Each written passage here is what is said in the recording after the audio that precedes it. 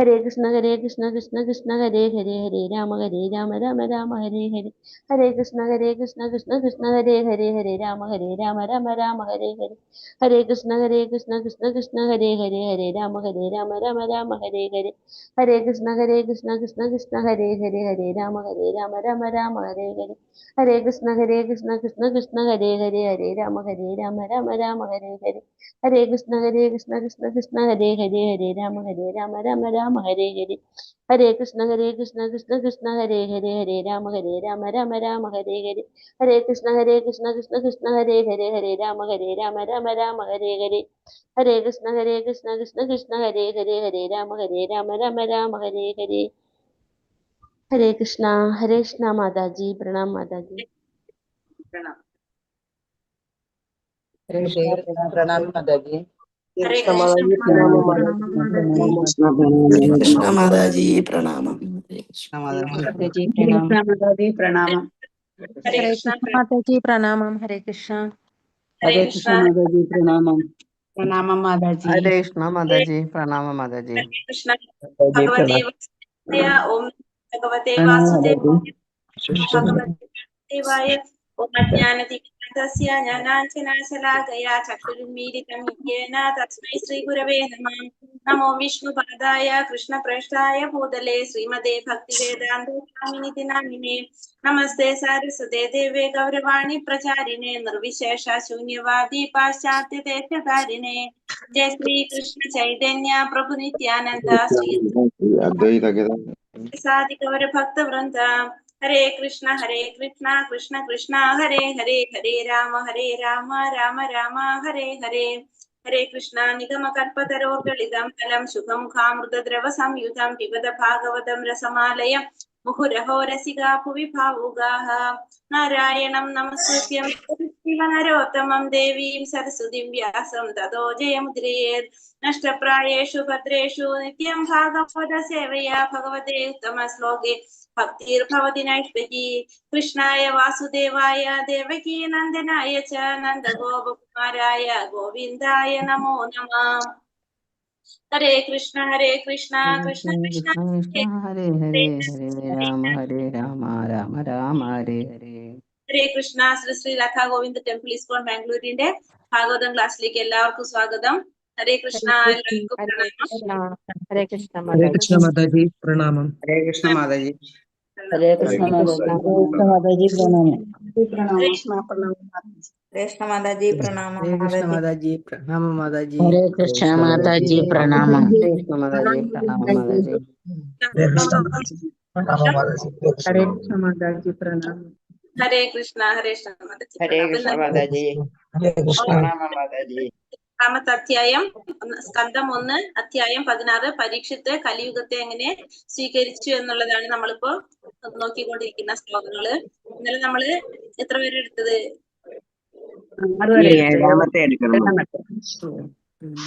ഏഴാമത്തെ മാതാജി. ഏഴാമത്തെ എടുത്തു അല്ലെ? 7 വരെ എടുത്തു.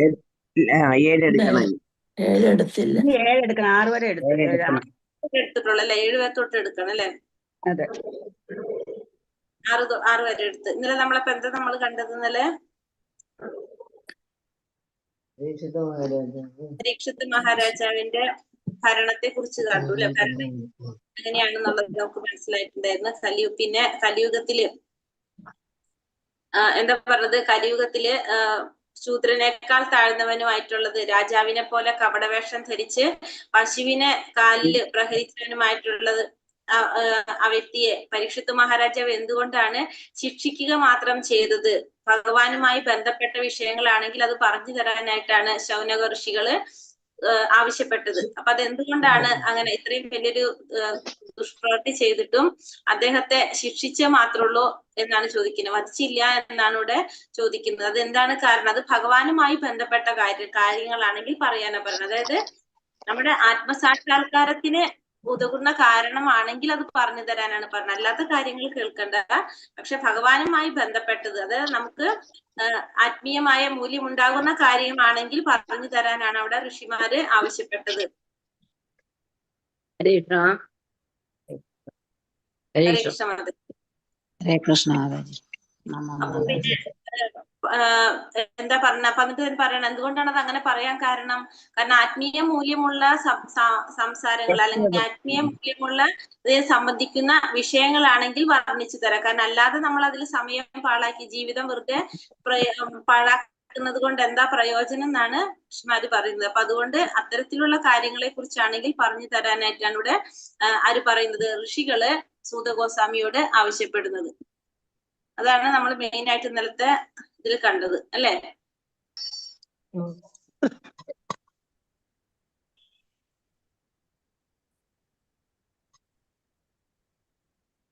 താമരപ്പൂവിന്റെ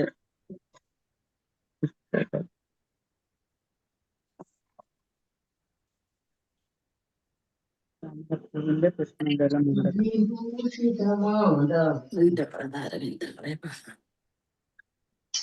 ഭഗവാനെയും ഭഗവാനുമായിട്ട് ബന്ധപ്പെട്ട വിഷയങ്ങളിലാണ് സമയം ചെലവഴിക്കേണ്ടത്. അല്ലാത്ത വിഷയങ്ങളിൽ നമ്മളെ സമയം ചെലവാക്കരുത് എന്നാണ് ഇവിടെ നമുക്ക് പറഞ്ഞു തരുന്ന ഒരു ഉപദേശം.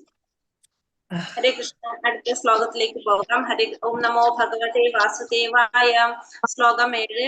ക്ഷുദ്രായുഷാ നൃണമാങ്ക മർത്യാനാമൃതമിച്ഛതാം ഇഹോ ബഹൂതോ ഭഗവാൻ മൃത്യു ശാമിത്ര കർമ്മണി. ക്ഷുദ്രായുഷാ നൃണമാങ്ക മർത്യാനാമൃതമിച്ഛതാം ഭഗവാൻ മൃത്യു ശാമിത്ര കർമ്മണി. ഹരേ കൃഷ്ണ. ഹരേ കൃഷ്ണ.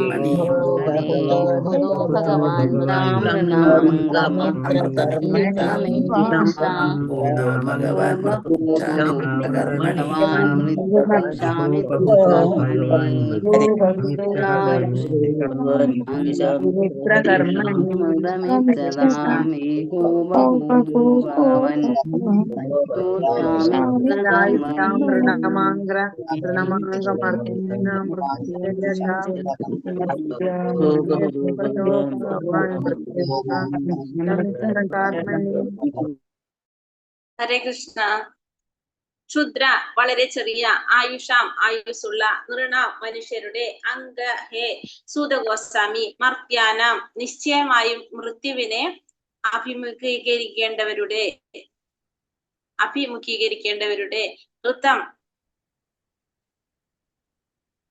ഋതം നിത്യജീവിതം, ഇച്ഛതാം അത് ആഗ്രഹിക്കുന്നവരുടെ, ഇഹ ഇവിടെ, ഉപഹൂത പ്രത്യക്ഷനാകാനായി ക്ഷണിക്കുക. ഭഗവാനെ പ്രതിനിധീകരിച്ച്, മൃത്യു മരണത്തിന്റെ നിയന്താവായ യമരാജാവ്, ശാമിത്ര ശമിപ്പിക്കുന്ന, കർമ്മണി പ്രവർത്തികൾ, വിവർത്തനം ഭാവാർത്ഥം ശില പ്രഭുപാദിക്ക് ജയ്. വിവർത്തനം, അല്ലയോ സൂതഗോസ്വാമി, മനുഷ്യരിൽ ചിലർ ഹ്രസ്വ ജീവിതത്തിനു പകരം മരണത്തിൽ നിന്നും സ്വതന്ത്രരായി ശാശ്വത ജീവിതം ആഗ്രഹിക്കുന്നു. അവർ മൃത്യുവിന്റെ നിയന്താവായ യമരാജനെ ആഹ്വാനം ചെയ്യുക വഴി സംഹാര പ്രക്രിയക്ക് വിധേയനാകുന്നതിൽ നിന്നും രക്ഷപ്പെടുന്നു. അല്ലയോ സൂതഗോസ്വാമിയോട് പറയാണ്, മനുഷ്യരിൽ ചിലര് ഹ്രസ്വ ജീവിതത്തിനു പകരം മരണത്തിൽ നിന്ന് സ്വാതന്ത്ര്യം ശാശ്വതമായിട്ടുള്ള ജീവിതം ആഗ്രഹിക്കുകയാണ്. ഇപ്പോ ഭൗതിക ലോകത്ത് നമുക്കറിയാം എന്തുണ്ട്, മരണമുണ്ട്, ജനന മരണങ്ങൾ ഉള്ളതാണ് ഭൗതിക ലോകം. അപ്പൊ മനുഷ്യരില് ചിലരെന്താ ചിന്തിക്കുന്നത്, അപ്പൊ മനുഷ്യനാണ് ഈ ഭൗതിക ലോകത്തിലാണെങ്കിൽ നമുക്ക് എന്തുണ്ട്, നമുക്ക് മരണം എടുത്തേ പറ്റൂ, മരണം ഇല്ലാതിരിക്കാൻ നമുക്ക് ആർക്കും സാധിക്കില്ല. അപ്പോ ഈ മനുഷ്യ ജീവിതത്തിലുള്ള ചിലർ എന്ത് ചിന്തിക്കാണ്, ഹ്രസ്വ ജീവിതത്തിന് പകരം ഈ ഒരു ചെറിയൊരു പീരീഡ് ആണ് നമുക്കിവിടെ ഉള്ളത്. നമ്മൾ പറയുന്ന ഒരു 50 വർഷം 100 വർഷം എന്ന് പറയുന്നത് വളരെ ചെറിയൊരു കാലഘട്ടമാണ്. ആ ഈ ഒരു ചെറിയൊരു പീരീഡില് മരണത്തിൽ നിന്ന് സ്വതന്ത്രമായിട്ട് ശാശ്വതമായ ജീവിതം ആഗ്രഹിക്കുകയാണ് ചെയ്യുന്നത്. അവർ മൃത്യുവിന്റെ നിയന്താവായിട്ടുള്ള യമരാജനെ ആഹ്വാനം ചെയ്യുക വഴി സംഹാര പ്രക്രിയക്ക് വിധേയമാകുന്നതിൽ നിന്നും രക്ഷപ്പെടുന്നു. അപ്പൊ യമരാജന്റെ ഇച്ഛയ്ക്കനുസരിച്ച്, ഭഗവാന്റെ ഇച്ഛയ്ക്കനുസരിച്ചാണ് യമരാജൻ പ്രവർത്തിക്കുന്നത്. അപ്പൊ മൃത്യുവിന്റെ നിയന്താവായിട്ടുള്ള യമരാജനിൽ നിന്നും രക്ഷപ്പെടാനായിട്ട് ശ്രമിക്കുന്നു. ആഹ്വാനം ചെയ്യുക വഴി സംഹാര പ്രക്രിയക്ക് വിധേയമാകുന്നതിൽ നിന്നും രക്ഷപ്പെടുന്നു. ഭാവാർത്ഥം ശ്രീല പ്രഭുപാദിക്ക് ജയ്. താഴ്ന്ന മൃഗജീവിതത്തിൽ നിന്നും ഉന്നതമായ മനുഷ്യ ജീവിതത്തിലേക്കും ശ്രേഷ്ഠമായ ബുദ്ധിതലങ്ങളിലേക്കും ക്രമേണ വികാസം പ്രാപിക്കുന്ന ജീവസത്ത മൃത്യുവിന്റെ കരാളഹസ്തത്തിൽ നിന്നും സ്വതന്ത്രനാകാൻ ഉത്സുകനായിത്തീരുന്നു. ആധുനിക ശാസ്ത്രജ്ഞന്മാർ ശരീരശാസ്ത്രത്തിന്റെയും രസതന്ത്ര വിജ്ഞാനത്തിന്റെയും പുരോഗതിയെ മുൻനിർത്തി മരണത്തെ വെല്ലാൻ പരിശ്രമിക്കുന്നു. പക്ഷേ കഷ്ടം, ആ ശാസ്ത്രജ്ഞന്റെ സ്വന്തം ജീവൻ പോലും വിട്ടുകൊടുക്കത്തക്ക വിധം അത്രയ്ക്ക് ക്രൂരനാണ് മരണദേവനായ യമരാജൻ. ശാസ്ത്രജ്ഞാനത്തിന്റെ പുരോഗതിയുടെ അടിസ്ഥാനത്തിൽ മരണത്തെ തടയാമെന്ന സിദ്ധാന്തം മുന്നോട്ട് വയ്ക്കുന്ന ശാസ്ത്രജ്ഞന്മാർ പോലും യമരാജൻ വന്ന് വിളിക്കുമ്പോൾ സ്വയം മൃത്യുവിനിരയായി തീരുന്നു. മരണത്തെ തടയുന്നതിനെ കുറിച്ച് എന്തു പറയാനാണ്? ആർക്കും തന്നെ ഹ്രസ്വമായ ആയുസിന്റെ ഒരു നിമിഷത്തിന്റെ ഒരു അംശം പോലും ദീർഘിപ്പിക്കുവാൻ സാധ്യമല്ല. യമരാജന്റെ ക്രൂരമായ സംഹാര പ്രക്രിയയെ മാറ്റി നിർത്താനുള്ള ഏക പ്രത്യാശ അദ്ദേഹത്തിന്റെ ഭഗവാന്റെ തിരുനാമ ജപത്തിനും ശ്രവണത്തിനുമായി ക്ഷണിച്ചു വരുത്തുകയാണ്. യമരാജൻ ഭഗവാന്റെ മഹാഭക്തനാണ്. നിരന്തരം ഭഗവത് ഭക്തിയുടെ സേവനത്തിൽ നിരതരായ ശുദ്ധഭക്തന്മാരുടെ കീർത്തനങ്ങളിലും യജ്ഞങ്ങളിലും ക്ഷണിക്കപ്പെടുന്നത് അദ്ദേഹത്തിന് പ്രിയങ്കരമാണ്. അങ്ങനെ ശൗനക ഋഷിയുടെ നേതൃത്വത്തിലുള്ള ശ്രേഷ്ഠ ഋഷിമാർ നൈമിഷ്യാരണ്യത്തിൽ നിർവഹിക്കപ്പെടുന്ന യജ്ഞത്തിൽ പങ്കെടുക്കുവാൻ യമരാജനെ ക്ഷണിച്ചു. മൃത്യുവിനിരയാകാൻ ഇഷ്ടപ്പെടാത്തവർക്ക് ഹിതമായ നടപടിയായിരുന്നു അത്. ഇവിടെ യമരാജന്റെ ആ പിടുത്തത്തിൽ നിന്ന് രക്ഷപ്പെടാനായിട്ട് ആർക്കും സാധ്യമല്ല എന്നാണ് ഇവിടെ പറയുന്നത്. താഴ്ത്ത മൃഗജീവിതത്തിൽ നിന്നും ഉന്നതമായ മനുഷ്യ ജീവിതത്തിലേക്കും ശ്രേഷ്ഠമായ പുതിയ തലങ്ങളിലേക്കും ക്രമേണ വികാസം പ്രാപിക്കുന്ന ഒരു ജീവസത്ത മൃത്യുവിന്റെ കരാളഹസ്തത്തിൽ നിന്നും സ്വതന്ത്രനാകാൻ ഉത്സുകനായിത്തീരുന്നു. അപ്പൊ മരണത്തിന്റെ ആ കരാളഹസ്തത്തിൽ നിന്നും സ്വതന്ത്രനാകാനായിട്ട് ആഗ്രഹിക്കുകയാണ് മനുഷ്യ ജീവാത്മാക്കള്. മൃഗജീവിതത്തിൽ നിന്നും ഉന്നതമായ മനുഷ്യ ജീവിതത്തിലേക്ക് ശ്രേഷ്ഠമായ ബുദ്ധിതലത്തിലേക്കും ക്രമേണ വികാസം പ്രാപിച്ചിട്ടുള്ള ജീവസത്ത. എങ്ങനെയുള്ളവരാണ് പറയുന്നത്? മൃഗജീവിതത്തിൽ നിന്നും ഉന്നതമായ മനുഷ്യ ജീവിതത്തിലെത്തി ക്രമേണ ശ്രേഷ്ഠമായ ബുദ്ധിതലങ്ങളിലേക്കും വികാസം പ്രാപിച്ചിട്ടുള്ളവര്. ശ്രേഷ്ഠമായ ബുദ്ധിതലത്തിലേക്ക് എത്തുമ്പോ എന്ന് പറയണെങ്കിൽ എന്തിലേക്ക് എത്തിയത്? ഭഗവാനെ കുറിച്ചുള്ള അറിവ് നേടാനുള്ള ഒരു അതിലേക്ക് എത്തി. അങ്ങനെയുള്ളവരെ സംബന്ധിച്ചാണ് പറയുന്നത് മൃത്യുവിന്റെ കരാളഹസ്തത്തിൽ നിന്ന് സ്വതന്ത്രനാകാനായിട്ട് ഉത്സുകനായിത്തീരുന്നു. ആധുനിക ശാസ്ത്രജ്ഞന്മാർ ശരീരശാസ്ത്രത്തിന്റെയും രസതന്ത്ര വിജ്ഞാനത്തിന്റെയും പുരോഗതിയെ മുൻനിർത്തി മരണത്തെ വെല്ലാൻ പരിശ്രമിക്കുന്നു. അപ്പൊ ആധുനിക ശാസ്ത്രജ്ഞന്മാര് ആ ശരീരശാസ്ത്രത്തിന്റെയും രസതന്ത്ര വിജ്ഞാനത്തിന്റെയും പുരോഗതിയെ മുൻനിർത്തി മരണത്തെ വെല്ലാനായിട്ട് പരിശ്രമിച്ചു കൊണ്ടിരിക്കുകയാണ്. പക്ഷേ ആ കഷ്ടം, ശാസ്ത്രജ്ഞന്റെ സ്വന്തം ജീവൻ പോലും വിട്ടുകൊടുക്കത്തക്ക വിധം ക്രൂരനാണ് മരണദേവനായ യമരാജൻ. അപ്പൊ ഈ ശാസ്ത്രജ്ഞന്റെ സ്വന്തം ജീവൻ പോലും വിട്ടുകൊടുക്കാനായിരിക്കും സാധിക്കില്ല, ഈ മരണദേവനായിട്ടുള്ള യമരാജന് സാധിക്കില്ല. ശാസ്ത്രജ്ഞാനത്തിന്റെ പുരോഗതിയുടെ അടിസ്ഥാനത്തിൽ മരണത്തെ തടയാമെന്ന സിദ്ധാന്തം മുന്നോട്ട് വയ്ക്കുന്ന ശാസ്ത്രജ്ഞൻ പോലും യമരാജൻ വന്ന് വിളിക്കുമ്പോൾ സ്വയം മൃത്യുവിന് ഇരയായി തീരുന്നു. അപ്പൊ ശാസ്ത്രത്തിന്റെ പുരോഗതിയുടെ അടിസ്ഥാനത്തിൽ മരണം തടയാമെന്നുള്ള സിദ്ധാന്തം മുന്നോട്ട് വെക്കുന്ന ആ ശാസ്ത്രജ്ഞന് പോലും എന്ത് സാധിക്കുന്നില്ല? യമരാജൻ വന്ന് വിളിക്കുമ്പോൾ പോകാതിരിക്കാൻ സാധിക്കില്ല. മൃത്യുവിന് ഇരയായി തീരേണ്ടതായിട്ട് വരുന്നു. മരണത്തെ തടുക്കുന്നതിനെ കുറിച്ച് എന്ത് പറയാനാണ്? ആർക്കും തന്നെ ഹ്രസ്വമായ ആയുസിന്റെ ഒരു നിമിഷത്തിന്റെ ഒരു അംശം പോലും ദീർഘിപ്പിക്കുവാൻ സാധ്യമല്ല. അപ്പൊ ഈ മരണത്തെ തടയാനായിട്ട് മരണത്തെ തടുക്കുന്നതിന് ആർക്കും സാധിക്കില്ല. ഈ ഹ്രസ്വമായിട്ടുള്ള ജീവിതത്തിന്റെ ഒരു നിമിഷത്തെ ഒരു അംശം പോലും ദീർഘിപ്പിക്കാനായിട്ട് ആർക്കും സാധ്യമല്ല. യമരാജന്റെ ക്രൂരമായ സംഹാര പ്രക്രിയയെ മാറ്റി നിർത്താനുള്ള ഏക പ്രത്യാശ അദ്ദേഹത്തെ ഭഗവാന്റെ തിരുനാമ ജപത്തിനും ശ്രവണത്തിനുമായി ക്ഷണിച്ചു വരുത്തുകയാണ്. അപ്പൊ ഇതിൽ നിന്നും മാറ്റം വരുത്താനുള്ള ആകെ ചെയ്യാൻ പറ്റുന്ന കാര്യം എന്താണ്? ഭഗവാന്റെ തിരുനാമ ജപത്തിനും ശ്രവണത്തിനുമായിട്ട് യമരാജനെ ക്ഷണിച്ചു വരുത്താന്നുള്ളതാണ്. യമരാജൻ ഭഗവാന്റെ മഹാഭക്തനാണ്. നിരന്തരം ഭക്തിയുടെ സേവനത്തിൽ നിരതരായ ശുദ്ധഭക്തന്മാരുടെ കീർത്തനങ്ങളിലും യജ്ഞങ്ങളിലും ക്ഷണിക്കപ്പെടുന്നത് അദ്ദേഹത്തിന് പ്രിയങ്കരമാണ്. അപ്പൊ അദ്ദേഹത്തിനെ ക്ഷണിച്ചു വരുത്ത അദ്ദേഹം ആരാണ്? ഭഗവാന്റെ മഹാഭക്തനാണ് യമരാജൻ.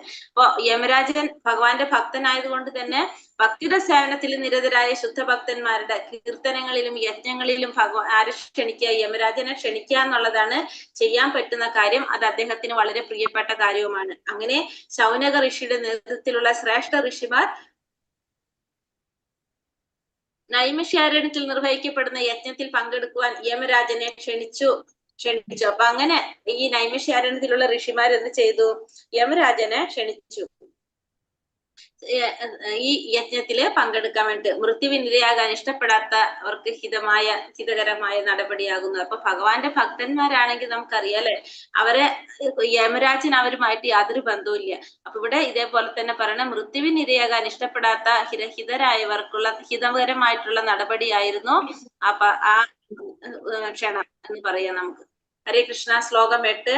നാകച്ചിന്മ്രിയത്തെ താവത് യാവദാസ്ത ഇഹാന്തകഃ ഏതദർത്ഥം ഹി ഭഗവാൻ ആഹൂത പരമർഷിഭിഃ അഹോ നൃലോകപീയേത ഹരിലീലാമൃതം വചഃ നാകശ്ചിന്മ്രിയത്തെ താവത് യാവദാസ്ത ഇഹാന്തകഃ ഏതദർത്ഥം ഹി ഭഗവാൻ ആഹൂത പരമർഷിഭിഃ അഹോ നൃലോകപ്രിയേത ഹരിലീലാമൃതം വചഃ.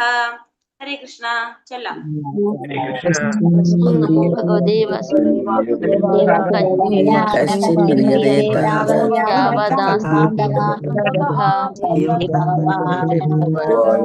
വചഃ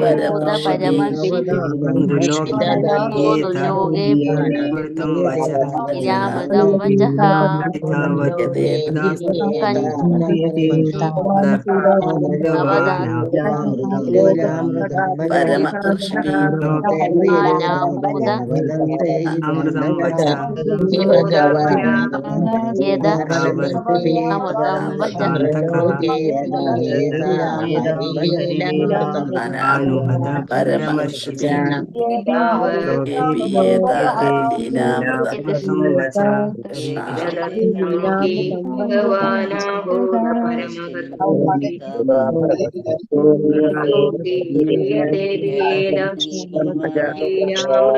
വച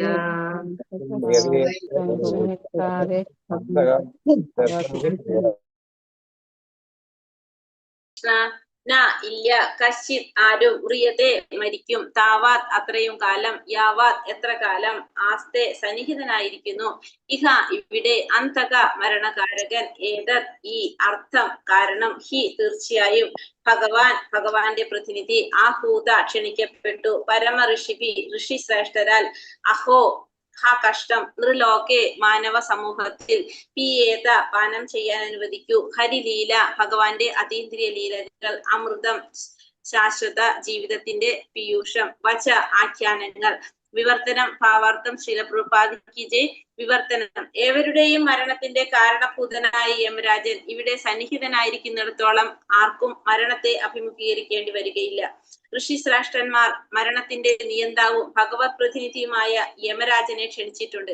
അദ്ദേഹത്തിന്റെ കൈപ്പിടിയിലുള്ള ജീവജാലങ്ങൾ അതീന്ദ്രിയമായ ഭഗവത് ലീലാഖ്യാന രൂപത്തിലുള്ള മൃത്യുവിനെ വെല്ലുന്ന കഥാമൃത ശ്രവണത്തിന്റെ ഈ ആനുകൂല്യം പ്രയോജനപ്പെടുത്തണം. ഇവിടെ പറയുന്നത് ഏവരുടെയും മരണത്തിന്റെ കാരണഭൂതനായിട്ടുള്ള യമരാജൻ അപ്പൊ ഇവിടെ സന്നിഹിതനായിരിക്കുന്നിടത്തോളം കാലം ആർക്കും എന്തുണ്ടാവില്ല, മരണത്തെ അഭിമുഖീകരിക്കേണ്ടതായിട്ട് വരുന്നില്ല. എല്ലാവരുടെയും മരണത്തിന്റെ കാരണഭൂതനാരാണ്? യമരാജനാണ്. ആ യമരാജൻ ഇവിടെ സന്നിഹിതനായിരിക്കുന്നിടത്തോളം കാലം ആർക്കും മരണത്തെ അഭിമുഖീകരിക്കേണ്ടി വരികയില്ല. ഋഷി ശ്രേഷ്ഠന്മാർ മരണത്തിന്റെ നിയന്താവും ഭഗവത് പ്രതിനിധിയുമായ യമരാജനെ ക്ഷണിച്ചിട്ടുണ്ട്. അദ്ദേഹത്തിന്റെ കൈപ്പിടിയിലുള്ള ജീവജാലങ്ങൾ അതീന്ദ്രിയമായ ഭഗവത് ലീല ആഖ്യാന രൂപത്തിലുള്ള മൃത്യുവിനെ വെല്ലുന്ന കഥാമൃത ശ്രവണത്തിന്റെ ഈ ആനുകൂല്യം പ്രയോജനപ്പെടുത്തണം. അപ്പൊ ഭഗവാൻ യമരാജന്റെ കൈപ്പിടിയിലുള്ള ജീവാത്മാക്കൾ എന്ത് വേണ്ടത്? അതീന്ദ്രിയമായിട്ടുള്ള ഭഗവാന്റെ ലീലകൾ ലീലാഖ്യാന രൂപത്തിലുള്ള മൃത്യുവിനെ വെല്ലുന്ന കഥാമൃത ശ്രവണത്തിന്റെ ആ ശ്രവണത്തിന്റെ ആനുകൂല്യം എല്ലാവരും പ്രയോജനപ്പെടുത്തണം. കാരണം അത് എന്തിനെ വെല്ലുന്നതാണ്? മൃത്യുവിനെ വെല്ലുന്നതാണ്. അപ്പൊ അത് പ്രയോജനപ്പെടുത്തണം. ആ ശ്രവണത്തിന്റെ പ്രാധാന്യം പ്രയോജനപ്പെടുത്തുക. ഭാവാർത്ഥം ശീല പ്രഭുപാദിക്ക് ജയ്. മരണത്തെ അഭിമുഖീകരിക്കാൻ ഒരു ജീവാത്മാവും ഇഷ്ടപ്പെടുന്നില്ല. പക്ഷെ എപ്രകാരം മരണത്തെ ഒഴിവാക്കണമെന്ന് അവൻ അറിയില്ല. ശ്രീമദ് ഭാഗവത ഗ്രന്ഥത്തിൽ ക്രമാനുഗതമായി വർണ്ണിച്ചിരിക്കുന്ന ഭഗവാന്റെ അമൃതമധുരമായ ലീലകളുടെ ശ്രവണം ശീലമാക്കുന്നതാണ് മരണത്തെ ഒഴിവാക്കാനുള്ള സുനിശ്ചിതമായ മാർഗം. ആകയാൽ മരണത്തിൽ നിന്നും വിമുക്തരാകാൻ ആഗ്രഹിക്കുന്ന ഏതൊരു മനുഷ്യനും ശൗനകാദി ഋഷികമാർ ശുപാർശ ചെയ്തിരിക്കുന്ന ഈ ജീവിതചര്യ പരിശീലിക്കണമെന്ന് ഇവിടെ നിർദ്ദേശിക്കുന്നു. ഇവിടെ നമുക്കൊരു നിർദ്ദേശം നൽകിയിരിക്കുകയാണ്. മരണത്തെ അഭിമുഖീകരിക്കാനായിട്ട് ഒരു ജീവാത്മാവും ഇഷ്ടപ്പെടില്ല. ഈ ഭൗതിക ലോകത്തിൽ നിന്ന് തിരിച്ചു പോകാനായിട്ട് ആർക്കും ഇഷ്ടമല്ല. ആ എപ്രകാരം മരണത്തെ ഒഴിവാക്കണമെന്ന് അന്ന് ആർക്കും അറിയുമില്ല. അപ്പൊ അതിനിവിടെ പറയുന്നത് എന്താണ്? ശ്രീമദ് ഭാഗവതത്തില് ക്രമാനുഗതമായി വർണ്ണിച്ചിരിക്കുന്ന ഭഗവാന്റെ അമൃത മധുരമായ ലീലകളുടെ ശ്രവണം ശീലമാക്കുകയാണ് മരണത്തെ ഒഴിവാക്കാനുള്ള സുനിശ്ചിതമായ മാർഗം.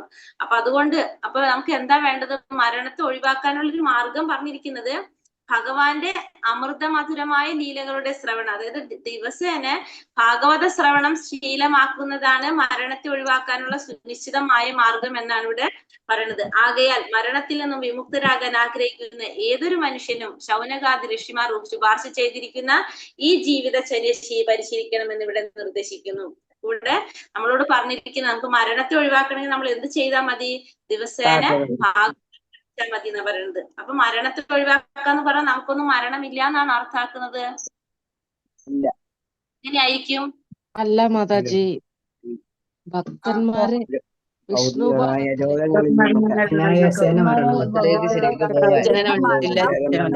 യമരാജാവ് മരണചക്രങ്ങളിൽ ഒഴിവാക്കാൻ വേണ്ടിയുള്ള മരണചക്രങ്ങൾ ഒഴിവാക്കണം. വീണ്ടും നമുക്ക് എവിടെ വരും? നമുക്ക് വീണ്ടും ഇവിടെ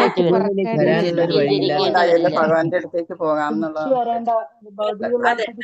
സാധിക്കും, ഭഗവാന്റെ സ്ഥാനത്തിലേക്ക് പോകാനായിട്ട് സാധിക്കും. വീണ്ടും നമുക്ക് ഇവിടെ ജന്മം എടുക്കേണ്ടതായിട്ട് വരില്ല. അങ്ങനെയാണെങ്കിലാണ് വീണ്ടും നമ്മള് ജനന മരണത്തിൽ വരുന്നത് അല്ലെ. അപ്പൊ നമുക്ക് വീണ്ടും ഇവിടേക്ക് വരേണ്ടതായിട്ട് വരില്ല.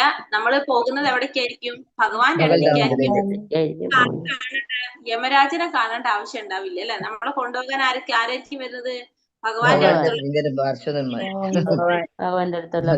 പാർഷദന്മാര് അവരായിരിക്കും വരുന്നത്. അപ്പൊ അതുകൊണ്ട് യമരാജനായിട്ട് നമുക്ക് കണക്ഷൻ ഉണ്ടാവില്ല. അപ്പൊ എന്ത് ചെയ്താൽ മതി? ദിവസേന ഭാഗവതം ശ്രവിച്ചാൽ മതി. അപ്പൊ നമുക്ക് പേടിക്കേണ്ട ആവശ്യമില്ല അല്ലെ. ഏറ്റവും വലിയ ഭയമാണ് എന്ത്? മരണഭയം. അതിൽ നിന്നുള്ള ഒരു വഴിയാണ് അപ്പൊ നമുക്ക്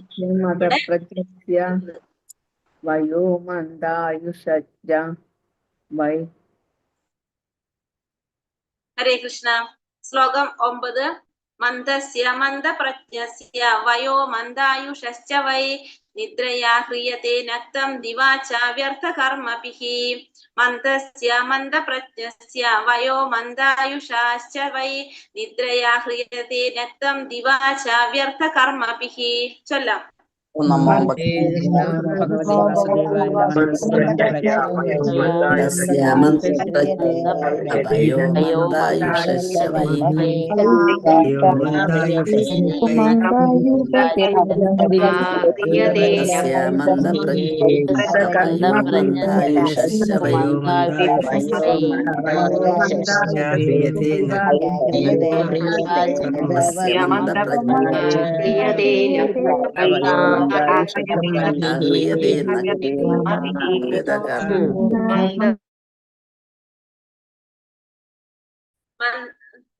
മന്ദസ്യ അലസരുടെ, മന്ദ ക്ഷുദ്രമായ, പ്രജ്ഞസ്യ ബുദ്ധിയുടെ, വയ വയസ്സ്, മന്ദ ഹ്രസ്വമായ, ആയുഷ ആയുസിന്റെ, ച വൈ ശരിക്കും, നിദ്രയ ഉറങ്ങിക്കൊണ്ട്, ഹ്രിയത്തെ കഴിച്ചുകൂട്ടുന്നു, നക്തം രാത്രി, ദിവ പകൽ, ച വ്യർത്ഥമായ, കർമ്മഭിഹി കർമ്മങ്ങളാൽ.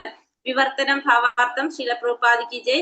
വിവർത്തനം: ക്ഷുദ്രബുദ്ധികളായ അല്പായുസുക്കളുമായ അലസരായ മനുഷ്യർ രാത്രി ഉറങ്ങിയും പകൽ വ്യർത്ഥമായ പ്രവർത്തികളിൽ ഏർപ്പെട്ടും സമയം ചിലവഴിക്കുന്നു.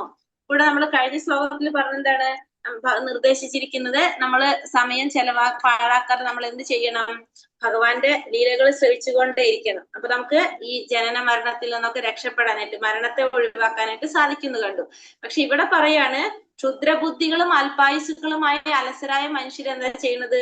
അങ്ങനെയല്ല സമയം ചെലവാക്കുന്നത്. രാത്രി ഉറങ്ങിയും പകൽ വ്യർത്ഥമായ പ്രവർത്തികളിൽ ഏർപ്പെട്ടു സമയം ചിലവഴിക്കുന്നു. അപ്പൊ നമ്മുടെ സമയം മുഴുവനും നമ്മൾ രാത്രി ഉറങ്ങും, പകൽ സമയത്ത് എന്താണ്? വ്യർത്ഥമായിട്ടുള്ള പ്രവർത്തികളിലാണ് ഏർപ്പെട്ടുകൊണ്ട് സമയം ചെലവാക്കുന്നതാണ് പറയുന്നത്. ഭാവാർത്ഥം ശീലപ്രഭുപാദിക്ക് ജയ്. അല്പബുദ്ധികളായവർ മനുഷ്യജന്മത്തിന്റെ യഥാർത്ഥ മൂല്യം എന്തെന്നറിയുന്നില്ല. ജീവാത്മാക്കളുടെ മേൽ ക്ലേശങ്ങളുടെ കർക്കശ നിയമങ്ങൾ നടപ്പിലാക്കുന്ന ഗതിയിൽ ഭൗതിക പ്രകൃതിയുടെ വിശേഷ പ്രസാദമാണ് മനുഷ്യരൂപത്തിലുള്ള ജന്മം.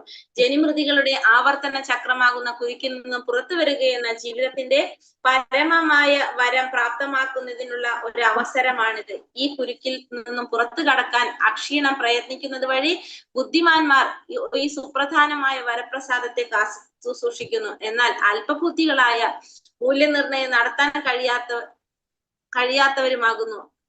മനുഷ്യ ശരീരത്തിന്റെ ഊർജത്തെ ഭൗതിക ബന്ധനത്തിൽ നിന്ന് മോചനം നേടാൻ ഉപയോഗിക്കുന്നതിന് പകരം അവർ സാമ്പത്തിക പുരോഗതി എന്ന് പറയപ്പെടുന്നതിൽ കൂടുതൽ തൽപരരായിത്തീരുന്നു. അങ്ങനെ അവർ അലസരും മനുഷ്യ ശരീരമാകുന്ന വരപ്രസാദത്തിന്റെ കേവലം താൽക്കാലികമായ ശരീരത്തിന്റെ ഇന്ദ്രിയ ആസ്വാദനത്തിനായി ജീവിതത്തിലുടനീളം കഠിനമായി അധ്വാനിക്കുന്നു.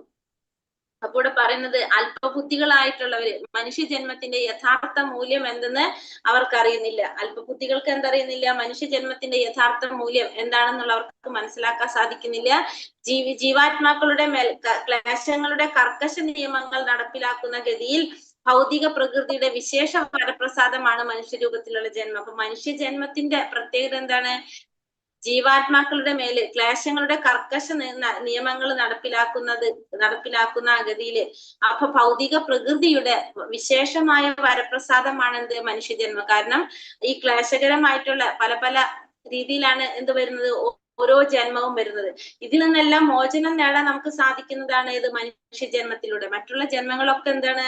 വളരെയധികം ക്ലേശങ്ങൾ അനുഭവിക്കുന്നതാണ്. നമുക്ക് വിവേചന ബുദ്ധിയോ നമുക്ക് യാതൊരു വിധത്തിലുള്ള എന്തില്ല എന്ന് പറയാം, നമുക്ക് യാതൊരു വിധത്തിലുള്ള നമുക്കൊരു ബോധമില്ല, ബുദ്ധിയില്ല, ഒന്നും ഇല്ലാത്തതായിട്ടുള്ള ജന്മങ്ങളാണ് എല്ലാതും. മൃഗജന്മങ്ങളൊക്കെ നരകതുല്യമായിട്ടുള്ള അവസ്ഥയിലായിരിക്കും നമ്മൾ അനുഭവിച്ചു കൊണ്ടിരിക്കുന്നത്. ആസുരിക സ്വഭാവമായിരിക്കാം, ഇതൊക്കെയാണ് കാണുന്നത്. പക്ഷെ ഒരു മനുഷ്യജന്മം കിട്ടിക്കഴിഞ്ഞാലോ നമുക്ക് എന്ത് സാധിക്കും? ഇതിൽ നിന്നെല്ലാം മോചനം നേടാനായിട്ട് നമുക്ക് മനുഷ്യജന്മം കൊണ്ട് സാധിക്കും. അപ്പൊ മനുഷ്യജന്മം എന്ന് പറയുന്നത് തന്നെ എത്രയോ ജന്മങ്ങൾ കഴിഞ്ഞിട്ടാണ് നമുക്ക് എന്ത് കിട്ടുന്നത്? മനുഷ്യജന്മം കിട്ടുന്നത്. പ്രകൃതിയുടെ ഒരു വരപ്രസാദമാണെന്നാ പറയുന്നത് ഈ മനുഷ്യരൂപത്തിലുള്ള ജന്മം. ജനിമൃതികളുടെ ആവർത്തന ചക്രമാകുന്ന കുരുത്തിൽ നിന്നും പുറത്തു വരികയെന്ന ജീവിതത്തിന്റെ പരമമായ വരം പ്രാപ്തമാക്കാനുള്ള അവസരമാണ്. അപ്പൊ മറ്റുള്ള ജന്മത്തിലൊന്നും നമുക്ക് എന്ത് സാധിക്കുന്നില്ല?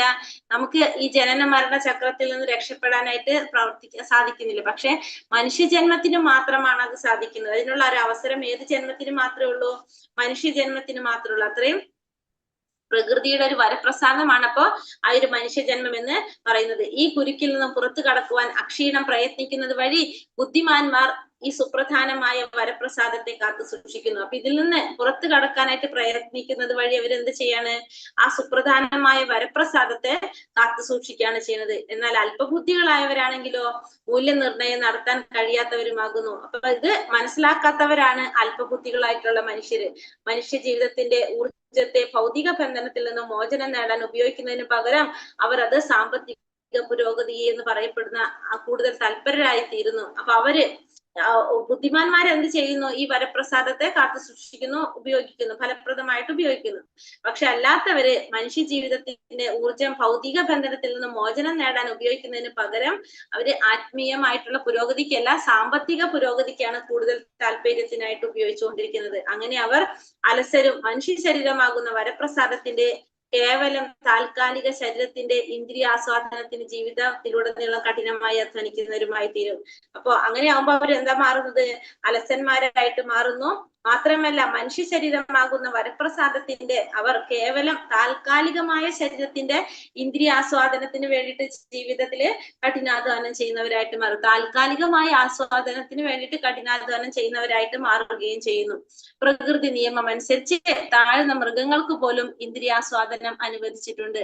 അപ്പൊ പ്രകൃതി നിയമത്തിൽ എങ്ങനെയാണ്? ഇന്ദ്രിയാസ്വാദനം മനുഷ്യർക്ക് മാത്രമല്ല എല്ലാവർക്കും ഉണ്ട്. മൃഗങ്ങൾക്കും ഇന്ദ്രിയാസ്വാദനമുണ്ട്. ആകയാൽ ഒരുവന്റെ പൂർവ്വജന്മത്തിലെയും ഈ ജന്മത്തിലെയും കർമ്മങ്ങൾക്കനുസരിച്ച് മനുഷ്യനും ഒരു നിശ്ചിത അളവിൽ ഇന്ദ്രിയാസ്വാദനത്തിന് വിധിയുണ്ട്. അപ്പൊ എല്ലാവർക്കും എന്തുണ്ട്? കഴിഞ്ഞ ജന്മത്തിലും ഈ ജന്മത്തിലും പൂർവ്വജന്മങ്ങളിൽ എല്ലാത്തിലും ഉള്ള കർമ്മങ്ങൾക്കനുസരിച്ച് മനുഷ്യനും എല്ലാ ജീവാത്മാക്കൾക്കും എന്തുണ്ട്? ഒരു നിശ്ചിത അളവിലെ ഇന്ദ്രിയാസ്വാദനത്തിന് വിധിയുണ്ട്. അപ്പൊ ഇന്ദ്രിയാസ്വാദനത്തിന് ഒരു നിശ്ചിത അളവില് ഭഗവാൻ തന്നെ പറയുന്നുണ്ട്. പക്ഷെ മനുഷ്യ ജീവിതത്തിന്റെ ആത്യന്തിക ലക്ഷ്യം വെറും ഇന്ദ്രിയാസ്വാദനമല്ലെന്ന് മനസ്സിലാക്കുന്ന ഒരുവൻ തീർച്ചയായും പരിശ്രമിക്കണം. അപ്പോ നമ്മൾ എന്ത് മനസ്സിലാക്കണം? ഇന്ദ്രിയാസ്വാദനം മാത്രമല്ല നമ്മുടെ ലക്ഷ്യം. അത് നമ്മൾ മനസ്സിലാക്കാം. അങ്ങനെ ഒരുവൻ തീർച്ചയായിട്ടും പരിശ്രമിക്കണം. ലക്ഷ്യം ഇന്ദ്രിയാസ്വാദനം അല്ലാതെ മറ്റൊന്നും അല്ലാത്തതിനാൽ ഒരുവൻ പകൽ സമയത്ത് വ്യർത്ഥമായി ജോലി ചെയ്യുന്നുവെന്ന് ഇവിടെ പറഞ്ഞിരിക്കുന്നു. കൂടെ ഇന്ദ്രിയാസ്വാദനം മാത്രമാണ് ലക്ഷ്യമെന്ന് കരുതിക്കൊണ്ടൊരു മനുഷ്യൻ എന്ത് ചെയ്യാണ്? പകൽ സമയത്ത് വ്യർത്ഥമായി ജോലി ചെയ്യുന്നുവെന്ന് ഇവിടെ പറഞ്ഞിരിക്കുന്നു. മഹാനഗരങ്ങളിലും വ്യാവസായിക പട്ടണങ്ങളിലും മനുഷ്യർ എപ്രകാരമാണ് വ്യർത്ഥമായി വ്യാപൃതരായിരിക്കുന്നതെന്ന് നമുക്ക് നിരീക്ഷിക്കുവാനായിട്ട് വിശേഷിച്ച് നിരീക്ഷിക്കുവാൻ കഴിയുന്നു.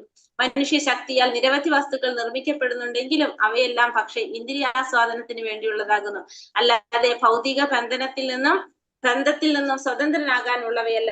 മാത്രമല്ല, പകൽ കഠിനാധ്വാനം ചെയ്യുന്ന മനുഷ്യർ രാത്രി തളർന്നുറങ്ങുകയോ അല്ലെങ്കിൽ ലൈംഗിക ബന്ധത്തിൽ ഏർപ്പെടുകയോ ചെയ്യുന്നു. അല്പബുദ്ധികളുടെ ഭൗതികമായ പരിഷ്കൃത ജീവിത രീതിയാണിത്. ആകയാലാണ് അവരെ ഇവിടെ അലസരും നിർഭാഗ്യവരും അല്പായുസുക്കളായി ചൂണ്ടിക്കാണിച്ചിരിക്കുന്നത്. കൂടെ പറയുന്നത് എന്താണ്? മനുഷ്യര് എപ്രകാരമാണ് അവരുടെ ജീവിതം വ്യർത്ഥമാക്കുന്നതെന്ന് പറയാണ്. മനുഷ്യശക്തി കൊണ്ട് നിരവധി വസ്തുക്കൾ നിർമ്മിക്കപ്പെടുന്നുണ്ടെങ്കിലും അവയെല്ലാം എന്താണ്? എല്ലാതും ഇന്ദ്രിയാസ്വാദനത്തിന് വേണ്ടിയിട്ടുള്ളത്. അപ്പൊ ഇന്ദ്രിയാസ്വാദനം മാത്രമല്ല നമ്മുടെ ലക്ഷ്യം എന്തായിരിക്കണം? പരമപ്രാപ്തി നേടാന്നുള്ളത് കൂടി ആയിരിക്കണം. പക്ഷെ അത് നമ്മള് ചിന്തിക്കുന്നില്ല, മറന്നു പോകുന്നു. പകല് കഠിനാധ്വാനം ചെയ്യുന്ന മനുഷ്യരെന്ത് ചെയ്യും? ഒന്നുകിൽ രാത്രി കിടന്നുറങ്ങുന്നു, അതല്ലെങ്കിൽ ഇന്ദ്രിയാസ്വാദനങ്ങൾ ലൈംഗികമായ ബന്ധത്തിലൊക്കെ ഏർപ്പെട്ട് അങ്ങനെയാണ് അവരവരുടെ സമയം കളയുന്നത്. അല്പബുദ്ധികളുടെ ഭൗതികമായ പരിഷ്കൃത ജീവിത രീതി അതാണ്. അല്പബുദ്ധികളായിട്ടുള്ളവരുടെ ഒരു ജീവിത രീതി ഇങ്ങനെയാണ്. അതുകൊണ്ടാണ് അവരെ പറയുന്നത് അലസന്മാരാണ്, നിർഭാഗ്യവാന്മാരാണ്, അല്പായുസുക്കളാണെന്ന് ചൂണ്ടിക്കാണിക്കാനായിട്ട് കാരണം. അപ്പൊ ഇവിടെ പകല് സമയത്ത് വ്യർത്ഥമായിട്ട് ജോലി ചെയ്യാണെന്നാണ് പറയുന്നത്. എങ്ങനെയുള്ളവര്? ഈ അല്പബുദ്ധികളായിട്ടുള്ളവരെല്ലാം തന്നെ. അപ്പൊ അവര് എപ്രകാരമാണ് മനുഷ്യ ജീവിതത്തില് ആ ജീവിതം ഉപയോഗപ്പെടുത്തേണ്ടതെന്നുള്ളതിനെ കുറിച്ച് അവര് മനസ്സിലാക്കുന്നില്ല. അവരുടെ സമയം മുഴുവൻ എന്തിനാണ് ചെലവാക്കുന്നത്? അവര് ഇത്തരത്തിലുള്ള പല പ്രവർത്തികളിലായിട്ടാണ് അവർ വ്യാപൃതരായിരിക്കുന്നത്. അപ്പൊ അതുകൊണ്ട് അവര് ഇന്ദ്രിയാസ്വാദനത്തിന് പ്രാധാന്യം കൊടുത്തു പോകുന്നു. അപ്പൊ ഇന്ദ്രിയാസ്വാദനം അതുപോലെ തന്നെ ആത്യന്തിക ലക്ഷ്യം നമുക്ക് ഇന്ദ്രിയാസ്വാദനമല്ല. മനുഷ്യ ജീവിതത്തിന്റെ ആത്യന്തിക ലക്ഷ്യം ഭഗവത് സേവനമാണ്, ഭഗവാന്റെ ധാമത്തിലേക്ക് തിരിച്ചു പോകുക എന്നുള്ളതാണ്. പക്ഷെ ഇന്ദ്രിയാസ്വാദനം മാത്രമാണെന്നാണ് ഇവര് കരുതുന്നത്. ഹരേ കൃഷ്ണ കൃഷ്ണ കൃഷ്ണ ഹരേ ഹരേ, ഹരേ രാമ രാമ രാമ ഹരേ ഹരേ. വഞ്ചാകൽപതരുഭ്യശ്ച കൃപാ സിന്ധോഭ്യവ ച പതിതാനാം പാവനേഭ്യോ വൈഷ്ണവേഭ്യോ നമോ നമഃ. അനന്ത കോടി വൈഷ്ണവ ഭക്തവൃന്ദി की जय, श्रील प्रभुपाद की जय, गुरुदेव की जय, निताय गौर प्रमानंदे। हरि हरि बोल। हरे कृष्णा। हरे कृष्ण माताजी। हरे कृष्ण माताजी।